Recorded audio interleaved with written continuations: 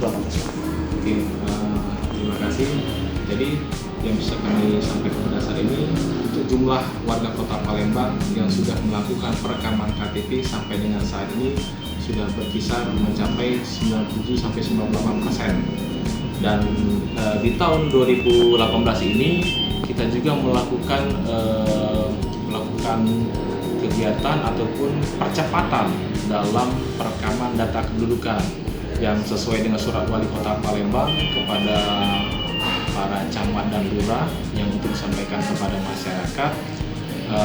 Masyarakat yang sudah berumur 17 tahun ataupun sudah menikah yang sampai dengan saat ini belum melakukan perekaman KTP, kami himbau untuk dapat melakukan perekaman KTP sebelum tanggal 30 Desember 2018, dikarenakan kalau yang bersangkutan belum melakukan perekaman tersebut, data yang bersangkutan akan non-aktif.